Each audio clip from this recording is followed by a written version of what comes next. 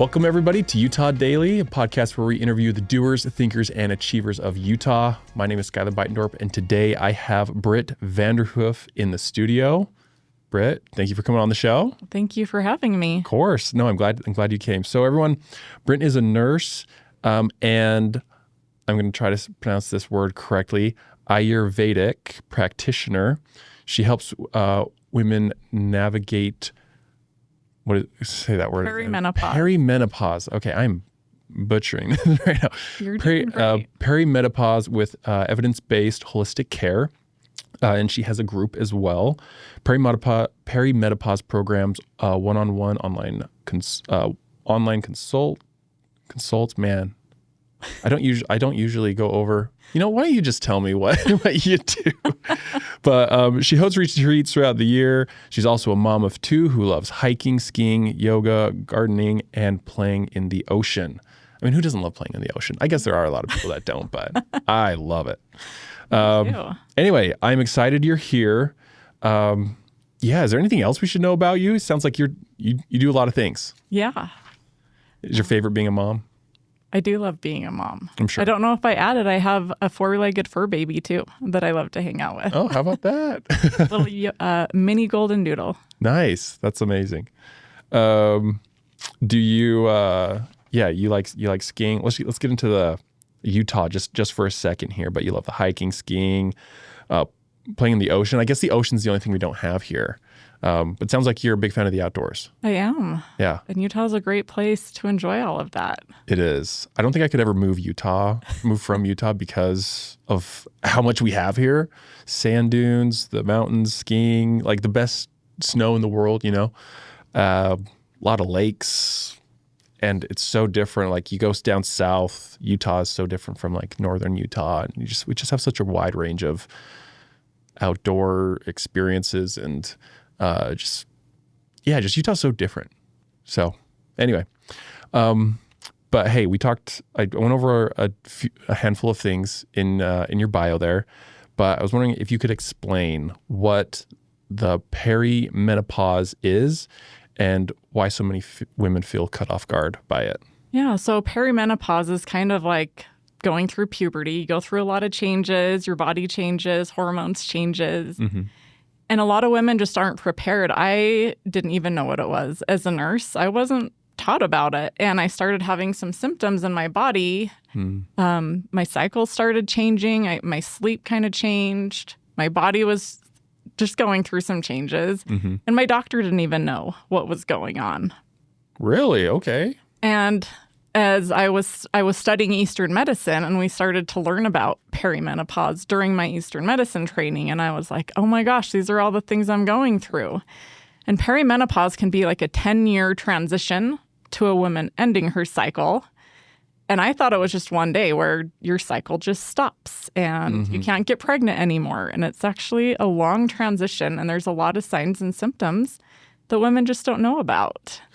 And I think the last couple of years, it's definitely been getting more popular on social media and more doctors are becoming aware of it. What, so there's, I've heard of menopause. I've never heard of perimenopause. What's the difference between those? So menopause is one day and it's 12 months from your last cycle. Okay. So after a woman hasn't had a cycle for exactly 12 months, that is your menopause day. And after that, it's postmenopause. But if you think of puberty, like boys and girls, it can take years for them to go through it. They don't just wake up one day and they're 3 feet taller and have, maybe for men, they have facial hair. Women have different body changes. Right. And it's a transition time. It takes years and there's hormonal shifts. Some girls might get the emotions might just get a little more intense. Sure. So menopause, let me make sure I understand this right. Menopause is like a 12-month It's 1 day. Or it's one? It's 1 day, exactly 12 months after you've ended your last cycle. Okay. And so that means menopause. Then everything after that is postmenopause. But leading up to that, there's about maybe 5 to 10 years, even longer for some women, or women who've had cancer treatments that might be within a week or a couple of weeks. where they experience a lot of different symptoms as our hormone levels change and adjust. Interesting. Yeah. I mean, this is something I obviously know very little about. A lot of people don't know about it. Yeah. I mean, just especially me, because it's just like, I don't really have to think about this, right? But how does so it sounds like there's like a lot of holistic things you can do, and like there's a lot of evidence for,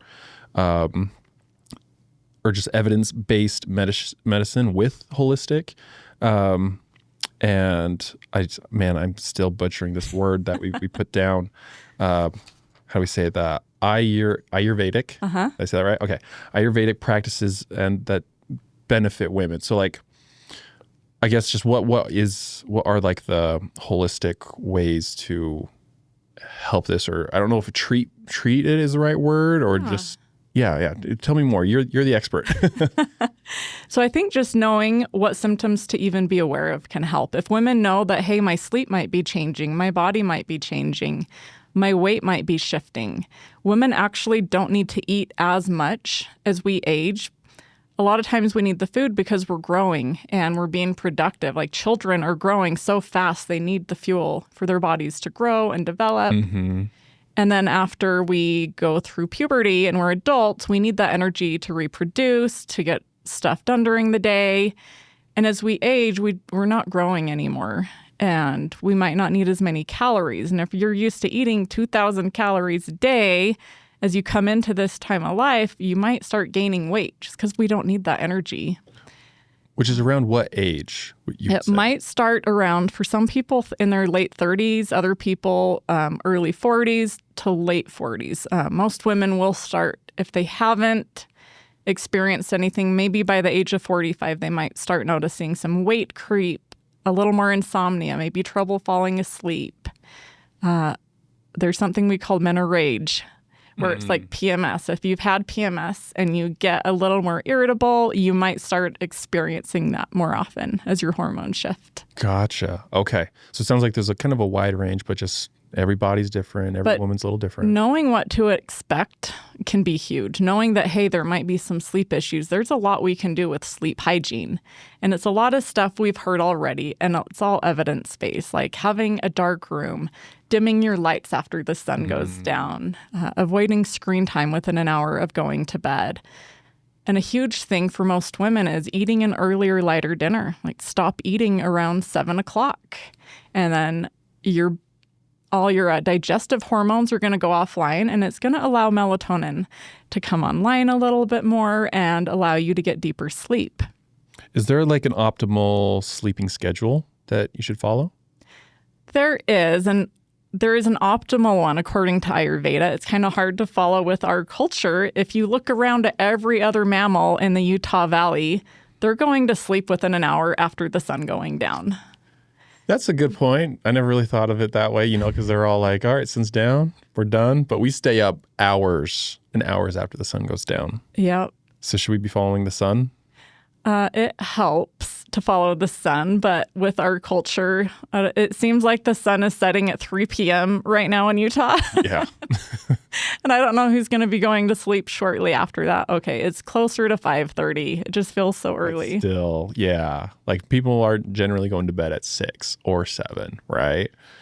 But even sticking to a consistent routine, like I have an alarm that goes off on my phone at 8:30 right now, where I'm going around my house, turning off all the overhead lights.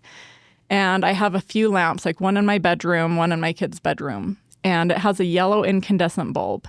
And the yellow color or the amber color is more conducive to melatonin coming online because it matches the color of the sunset. Oh, cool. And the reason the sun has these beautiful colors in the evening, it's actually helping melatonin come online.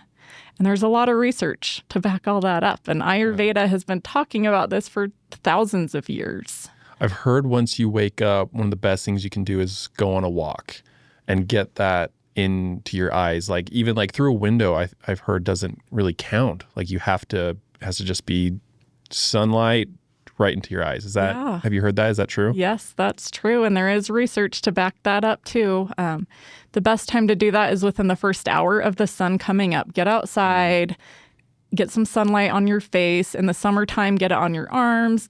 Just expose your skin to the sun. Which is a little tougher in winter. It is. Because it's, especially in the morning, it is so cold. We talked about like you want to go to bed, kind of with the sun, which, a little tougher to do in wintertime. Is that the same and true for waking up? Just like when the sun comes up, that's when you generally want to maybe set your alarm? Yep. All right. Ideally, but with our culture, like my kids start school at 7, I think it's 7:25. The sun is not even quite up yet. Right. So they're getting up a little earlier. I mean, we have to work with the culture, but even having a routine, waking up at the same time each day, going to bed at the same time. And I don't know if you have children yet or have been around. One on the way. Yay! Yeah. That's exciting. Yeah. We're really excited. But yeah, so I think July I'll start to experience this whole being a dad and raising kids thing. How exciting. Congratulations. Thank you. Anyways, young children thrive on routines. They like to wake up at the same time. They like to have their snack time at the same time. They have their nap time and they have their bedtime. And if you keep a child up a little too late, you're going to notice the next day that life just gets a little more difficult. Yeah, right. And not just for them, but everyone around them. It tends to get more difficult. Right. Yeah. Got to get them on a good sleep schedule for sure. And we are the same way. What's happening is their nervous system is getting dysregulated. And we are the same way. If our nervous systems can go to bed at the same time, wake up at the same time, and even eating at the same time, having breakfast at the same time, having lunch around the same time each day, you're getting your hormones on this beautiful schedule. And that's a big part of Ayurveda is timing and schedules and rhythm. So I want to back up a little bit. We talked about not eating so late. So what would you say, like 3 hours before bed? Is that good? And okay. I know some other podcasters have talked about this, but I like the 3-2-1 rule. So 3 hours before bed, stop eating. 2 hours before bed, stop drinking. And we know if you drink right before you go to bed, you might wake up and pee, and it's disrupting sleep. So 3 hours, you're going to stop eating before you go to bed. 2 hours before bedtime, stop drinking. And 1 hour before bed, turn screens off and dim all the lights in the house or turn them off. Yeah.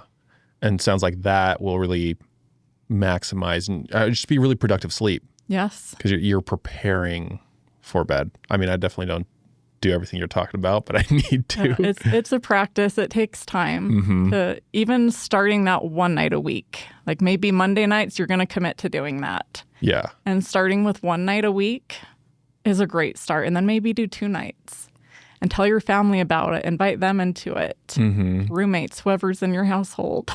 The 3-2-1. And I know a lot of people like to stay up later on the weekends. I know that's not ideal, but how much does that mess up our sleep if we stay up later? It can mess it up. I think when you're younger, maybe teenagers and early 20s, you can get away with it more. But as you age, you're going to notice a lot more that it affects you. Yeah. So how early, so like you wake up, is there an optimal time to start eating and have breakfast? It depends. So in Ayurveda, there's different body types. And some people can actually get away with not having breakfast. They're just not hungry and they need more movement in the morning, especially those with maybe a little more weight on their body. If they're not hungry in the morning, maybe they don't need to eat, and maybe they need to get moving a little bit more and then have a nice lunch around the same time each day. Other people who have higher metabolism and are on the thinner side, they might need to wake up and eat right away. And okay, so it's body type and listening to your body is what I'm hearing is like when you're hungry, maybe it's time to eat. Yeah, and right? Sticking to a schedule, an eating schedule is so important. You can get insulin and there's all these different digestive hormones that come online when we eat, and they can stay on this beautiful rhythm. I don't know if you remember learning about Pavlov's dog in a psychology class. The scientist would ring a bell and feed this dog, and ring a bell and feed a dog. Okay, and eventually all he had to do was ring a bell and the dog would start salivating. Yeah. Like he knew the food was coming. And it wasn't just the fact that he was ringing a bell, he was doing it at the same time each day. So if he's ringing this bell at 8 a.m. and the dog hears that, and then he gets fed right after, eventually his body just gets on this rhythm and routine where it's like all these digestive hormones, it's 8 a.m., and all these digestive hormones might start coming online anticipating food. Yeah. And that's one example of a hormone coming online and staying in a rhythm. And same with sleep. If you are going to bed at 10 o'clock every night, your body is going to just know and expect the melatonin's going to start to come online and be like, I know this is the time I need to come out, and it's going to start getting ready to come online and help us go to sleep. And same with waking up. If you've ever set an alarm to wake up like at 6 a.m., and if you're doing that every day, eventually you might wake up at like 5:59, like a minute before the alarm goes off. Yeah. Your body just knows. And it's because you have this rhythm. It's a lot of times it's your cortisol coming online to wake you up.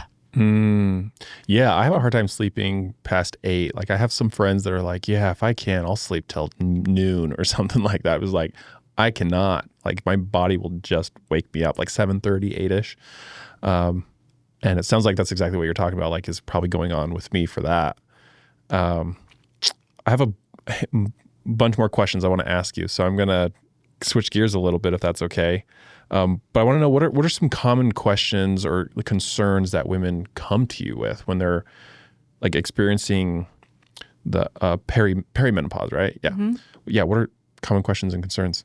A lot of women come to me with weight. We call it weight creep because the weight just slowly creeps on. Okay. And their body starts changing. That's a big one. And then sleep issues are huge. And then the emotions. Just like teenagers can get more emotional and right. a little more intense. That can happen again as our hormones start shifting in perimenopause. There's I think I mentioned it before, we call it the meno rage, where women just get more irritable, and it's hard to control sometimes, especially for women raising teenagers. Yeah, I can can see that not being a great mix. It can be like someone going through perimenopause has these emotional shifts coming online, and teenagers going through a lot of changes might have intense emotions, and that combination there's a lot we can learn. And it helps to have someone supporting you and guiding you through it and knowing like, hey, this is normal. Right. So yeah, it sounds like there's a handful of things that come up, but you have a group. Do you also do one-on-one? I do one-on-one. Okay. And I also offer a few group coachings throughout the year. Awesome. What's the difference between like group and one-on-one coaching? So the group, I started that because I found myself repeating myself every day, teaching these women the same thing. And I thought, why don't I just bring you all together and let's talk about this? And it's been a lot of fun because it's a container for us. We're all kind of going through the same thing, and it helps to talk about it. Imagine if you started going through puberty and no one told you your body was going to change. And you were like, what's going on? Yeah. Why is my body doing this? There's all these changes going on.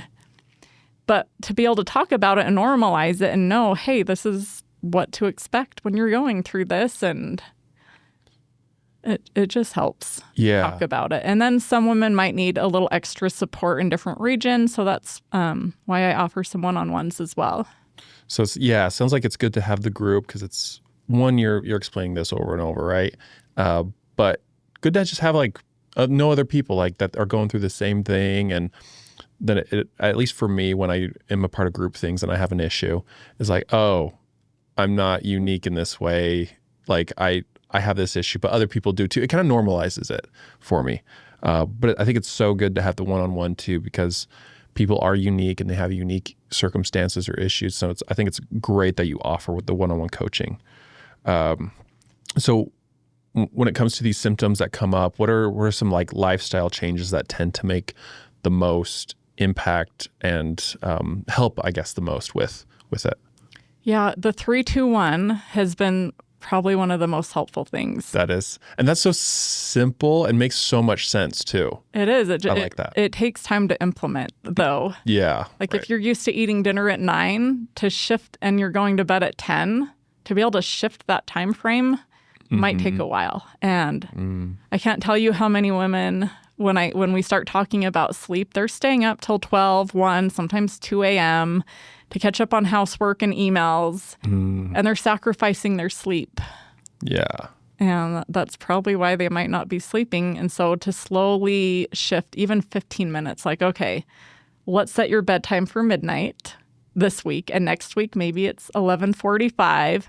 And after a month or two, maybe we have it to 11 p.m. or 10:45. I've always had this idea in my head, if like someone's going to bed late, or I go to bed late, so, but what if like I just went to bed a minute earlier every night and woke up a minute earlier every night as well, or every morning as well? Because then it's like this, such a gradual change, but within, 2 months, I'm a whole hour earlier, and then, 2 more months, a whole another hour. And so it'd just be such a gradual change that I probably wouldn't feel it, but like the change would be taking place. I don't know if you do that, or I've ever talked to someone about doing that, but that's always just been in my head, like, oh, that'd be an easy way to like it would adjust my schedule. When you say that, though, I'm thinking I would have to get on my phone and set those alarms each day. That's true. That's true.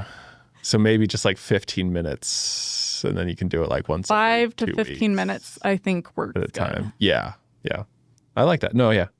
You're totally right. And I would also say exercising is huge. You want to exercise in the morning because that's going to really get your cortisol level up. And there's an inverse relationship with cortisol and melatonin. So as our melatonin is coming down from the night, our cortisol is coming online to wake us up. And at nighttime, our cortisol should be going down so melatonin can come online. It's like a teeter-totter between those hormones. If you're exercising later at night, it's going to bump your cortisol up, and it's going to be harder for that melatonin to come online. Yeah.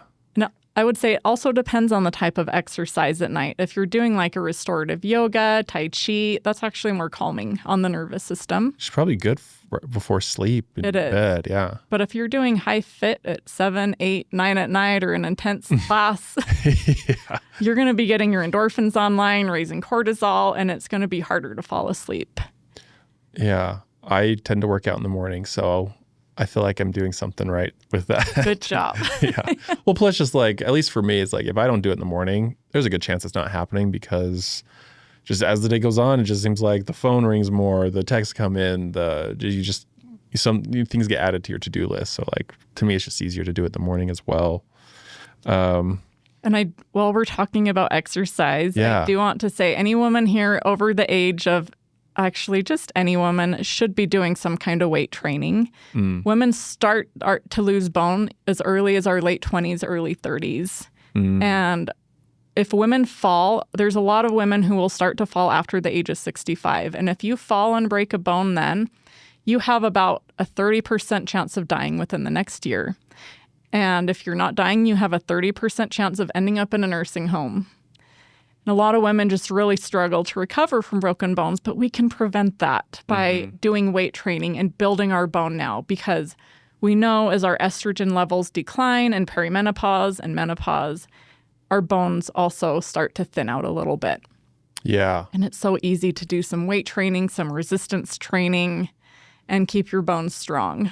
It sounds like a walk for your exercise doesn't quite cut it. You want to lift heavy weights. So if you're taking calcium supplements, but you're not doing any kind of weight training, that calcium is either building up somewhere else in the body, or you're just peeing it out. Yeah. Because it needs something to do with the calcium. And so if you're lifting weights, it's going to be, okay, we need to strengthen these bones. Yep. So as you work the muscles and you put resistance in the muscles, it's putting a little strain on the bones. And that's what actually strengthens the bones. Very interesting. And I had a bone scan recently and found I was on the verge of osteopenia, which means my bones are thinning out already. And I'm in my early 40s.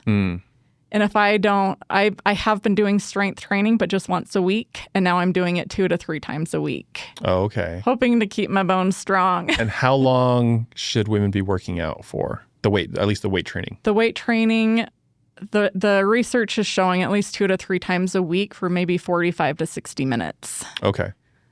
What are some ways to make exercise more fun? because I feel like a lot of people don't exercise because they just are bored from just like lifting the bench press or, you know, squatting or, you know, whatever it is. Like, do you have any tips or tricks to make exercise more fun and enjoyable? Yeah. Invite friends with you. Make it a social thing.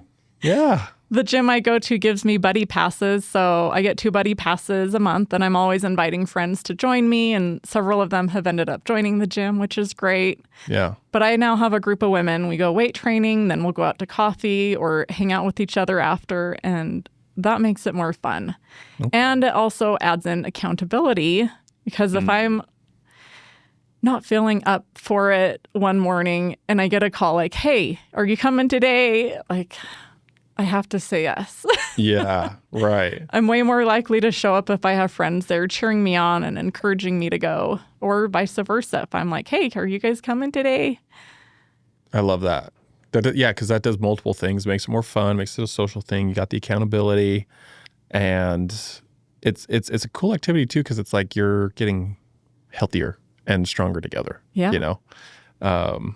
Instead of going out to the bar and drinking and not getting your exercise in, you know, which nothing wrong with that, but it's a very productive way to hang out. Yeah. So. And then Utah has so many outdoor activities too. Like paddleboarding is good for, if you're standing up, it's a good core work. It's good on the arms, good for the legs to balance. Hiking is good. Skiing, snowboarding. We have so many outdoor activities too that also can offer some resistance training. Mm-hmm. No, yeah, I like that. Making it an activity, or because I don't love running, but because I think it's good to get your heart rate up every so often, especially like sprinting. But I found if like I can do ultimate frisbee, that I'm sprinting, my heart rate is really high and it's fun, it's with friends. Like that is how I want to get my like cardio and like my heart rate up in.